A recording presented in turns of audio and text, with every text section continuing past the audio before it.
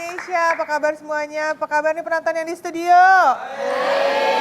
Senang banget hari ini saya sudah sama Kezia. Apa kabar Kezia? Baik, alhamdulillah. Kezia, lihat deh. Bu, itu kenapa? Mukanya ditempelin apa aja? Iya ini Bu, udah lama gigi saya nyut-nyutan kayak gini. Hah? Gigi? Nyut-nyutan, iya sakit. Nyut-nyutan. Iya. Itu ditempelin apa? Koyo. Koyo. Maksudnya kan biar sembuh gitu ya. Bukannya sembuh malah tambah panas. Ya iya panas. Kenapa kok ditempelin koyo sakit gigi? Maksudnya kan biar nggak linu gitu. Terus ulat-ulat yang di gigi saya biar pada panasan gitu. Biar pada panasan. Ulet di gigi biar kepanasan. Iya, biar pada mati gitu. Itu ada istilahnya, cacing kepanasan. Tapi masa ada ulat di gigi, pernah dengar nggak guys? Pernah sih beberapa kali. Serius? Ada ulat di gigi. Ini kok yang lainnya pernah dengar nih ada ulat di gigi? Ada enggak ada yang pernah? Sebenarnya itu tuh mitos. Kenapa ada ulat di dalam gigi? Kan aneh ya. Sebenarnya yang terjadi adalah seperti tayangan yang berikutnya. Pemirsa Dokter Ros Indonesia, selain sebagai alat pengunyah dan gerbang awal masuknya nutrisi ke dalam tubuh, gigi dan mulut juga bisa menjadi pintu utama masuknya kuman dan bakteri ke dalam tubuh apabila tidak dijaga kesehatannya. Tidak hanya menyebabkan gangguan kesehatan pada gigi dan mulut itu sendiri, tapi juga dapat menyebabkan gangguan pada organ tubuh lainnya.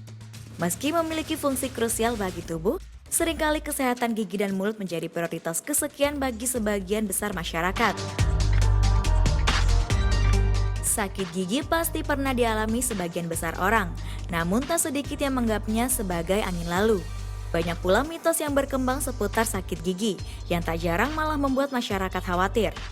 Salah satu mitos yang paling sering terdengar adalah adanya ulat yang menggerogoti gigi hingga menyebabkan gigi terasa sakit. Padahal faktanya rasa sakit pada gigi dan mulut itu disebabkan oleh berbagai masalah, seperti gigi berlubang, karies gigi, atau masalah kesehatan gigi dan mulut lainnya yang mengganggu saraf-saraf gigi dan mulut. Lebih lanjutnya, kita akan dengar penjelasannya di Dokter Ros Indonesia.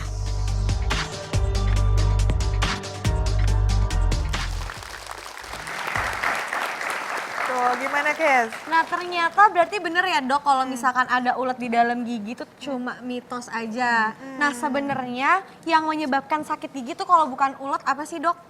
Emang sih bayangannya kan kayak ada yang nyut-nyutan, jadi kayak ulet kali ya, bayangannya buah apel ada uletnya, jadi bolong-bolong giginya. Tapi sebenarnya bukan uletnya yang bikin bolong giginya. Tapi karena kita tuh tidak menjaga kebersihan gigi dan mulut kita dengan baik, makanya giginya bisa bolong.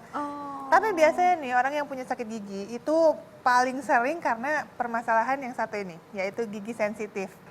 Sensitif ini disebabkan karena adanya lapisan di gigi kita tuh ya, ada kan lapisannya namanya enamel. Lapisan di luar gigi ini, setiap gigi ini ada lapisan enamelnya. Kalau misalnya lapisan ini sudah mulai menipis, akhirnya sensitivitas giginya ini meningkat. Jadi yang tadinya kuat sama suhu, ini malah jadi nggak kuat. Jadi kena suhu dingin sedikit langsung ngilu, kena suhu panas sedikit langsung ngilu juga. Gitu biasanya.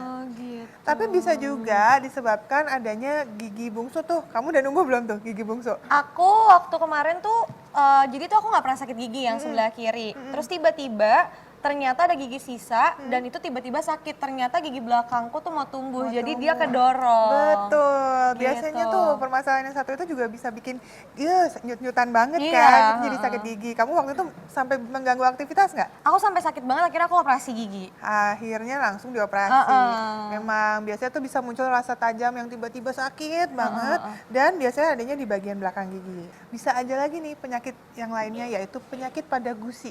Kalau gusi itu kan biasanya kalau kita sikat gigi, gusinya ikut disikat nggak sih? Nah, kadang-kadang ada orang yang melewatkan sikat pada gusinya, akhirnya gusinya yang sakit.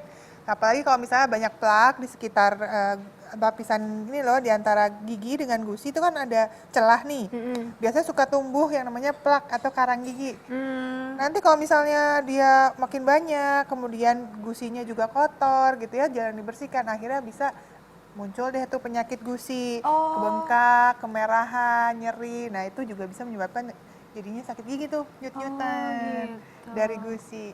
Tapi yang paling sering juga tentunya adalah gigi bolong atau karies. Nah kalau udah karies itu artinya lapisan luar gigi tuh enamelnya itu udah udah bolong, udah tipis. Kemudian bisa juga masuk lagi ke bagian dalamnya, akhirnya bisa membentuk lubang.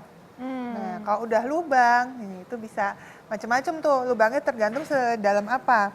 Kan kalau bolong artinya udah ada penyebabnya nih, bakterinya. Masuk ke situ, bolong, akhirnya nyebabin abses atau penumpukan dari nanah. Wah, itu bisa menyebabkan rasa sakit yang luar biasa juga. Terus belum lagi kalau misalnya giginya retak, seperti yang ada di sini nih. Nih, kalau di sini kan kita bisa lihat nih di lapisan-lapisan gigi ini, kalau misalnya retak, ada yang nih kayak begini misalnya, di bagian ujung. Ini kan bolong nih, begitu bolong kumannya, makanan, sisa makanan masuk semua ke bagian celahnya ini. Akhirnya infeksi deh di giginya. Nah dok, kalau misalkan tiba-tiba sakit di rumah, pertolongan pertama tuh apa sebelum ke dokter gigi? Jadi kita paling nggak bisa mengurangi rasa nyerinya dulu. Kalau udah nyeri nyut-nyutan kan kita maunya yang pokoknya sakitnya hilang dulu gitu kan, sementara kan. Ya bisa dibantu dengan air garam. Nih, air garam ini kita buatnya gampang banget, masukin aja setengah sendok teh garam. Ya, ini diaduk-aduk rata dengan air hangat, kemudian kita kumur-kumur. Nah, dikumur-kumur paling nggak sekitar 2-3 menit, terus dibuang lagi airnya. Jangan ditelan ya. Nanti asin. Nanti asin, nanti malah darah tinggi jadinya. Terus bisa juga yang ada di rumah juga, apa nih? Bawang merah. Bawang merah. Bawang merah ini bisa juga untuk bersifat sebagai antiseptik. Jadi untuk mengurangi adanya mikroba yang menyebabkan sakit gigi, bisa kita kunyah-kunyah bawang merah mentah yang udah dipotong seperti ini. Oh. Tapi jangan pakai sate ya. Jadinya. Jadinya makan satenya dong. Ini kalau misalnya kita udah kunyah-kunyah ini, kemudian kita basuh lagi, kita kumur lagi dengan air biasa. Itu bisa membantu untuk mengurangi infeksi juga. Terus ada cara lain. Kalau misalnya sakitnya nyerinya, sakit banget nih, nggak ngaruh nih cara ini, bisa dibantu dengan Kompres es batu. betul, kompres dengan es batu. Contohnya adalah seperti ini. Ini kan udah dimasukin ke dalam sini nih esnya. Es batunya dimasukin ke plastik. Jangan langsung ditempelkan ke muka. Yang ada nanti kulit mukanya yang bahaya. Nanti bisa frostbite. Oke. Setelah itu kita masukkan ke dalam handuk seperti ini. Nah, sudah dimasukkan ke dalam handuk, baru deh handuknya yang ditempelkan ke kulit wajah kita. Oh, gitu. Nanti didiamkan beberapa saat. Ya, nanti kalau sudah mulai terasa agak kayak dingin gitu ya, nanti sarafnya juga akan berkurang menanggapi rasa sakitnya. Nah, selain itu ada juga bisa dengan kumur-kumur air cuka. Nah, caranya gampang, yaitu masukin aja kalau ada cuka sekitar 1 sendok makan, dilarutkan ke dalam air seperti ini, kemudian dikumur-kumur sama ya seperti tadi, tapi lebih cepat. Kalau tadi air garam bisa 2-3 menit, kalau dengan air cuka lebih cepat, sekitar 30 detik aja. Oh, nggak boleh lama-lama? Nggak boleh lama-lama. Karena nanti malah bisa mengiritasi mukosa lainnya. Oh gitu. Ini fungsinya sama untuk mengurangi rasa nyeri dan juga mengurangi rasa bengkaknya. Tapi ya cukanya cuka yang biasa ya, cuka murni ya. Jangan cuka kuah pempek ya. Nanti jadinya makan pempek. Gitu. Nah, penonton di studio ada yang mau nanya masalah lain nggak? Wah, boleh nih Tuh sekalian. banyak. Yang itu tuh. Mau nggak? Ya yang itu aja deh. Ya. Mau nanya dok, ada bahayanya nggak sih kalau misalnya karang gigi itu sendiri nggak dibersihin? Wah, kapan terakhir kali kamu membersihkan karang gigimu? Iya, Apa? belum pernah. Belum pernah bersihin karang gigi? iya. Dari lahir? Luar biasa. Kamu sayang banget sama karangmu ya. Aduh, sebenarnya karang gigi itu harus dibersihkan karena bahayanya tuh banyak. Pertama bisa menyebabkan gigi goyang. Kalau gigi udah goyang, wah nggak ada gantinya nanti. Begitu udah copot, hilang deh gigi kita. Nah kalau gigi goyang itu kenapa? Karena yang tadi saya sudah sebutkan, karang gigi itu akan menempel di bagian antara celah gusi dan gigi. Kalau dia semakin menumpuk, maka gusinya akan renggang. Jadi si gigi ini nggak ada yang menahan. Apalagi kalau misalnya sudah sampai meliputi seluruh bagian dari gigi tersebut. Akhirnya nggak ada yang memegang, dia copot deh, goyang gitu. Terus yang kedua, dia bisa menyebabkan bau mulut atau halitosis. Bahasa kerennya halitosis. Ini jauh lebih berbahaya kan? Ini berbahaya karena bisa merusak pertemanan. Merusak hubungan Merusak juga. hubungan. Itu dia. Jadi bau mulut kenapa bisa? Karena yang namanya karang gigi itu kalau sudah menempel di bagian gigi kita, sisa makanan itu jauh lebih mudah untuk menempel di situ juga. Karena bentuknya seperti karang, kalau karang di laut pernah lihat kan ya, dia ada rongganya, nggak merata. Jadi kalau misalnya ada seperti itu, sisa makanan yang tadinya gigi kan licin banget nih, nggak bisa nempel di gigi.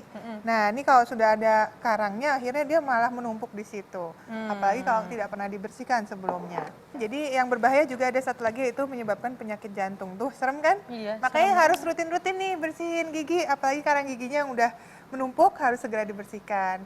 Jadi pemirsa jangan lupa ya, kunjungi dokter gigi Anda paling tidak 2 kali dalam setahun. Terima kasih banyak Keisha sudah hadir di Dokter Indonesia.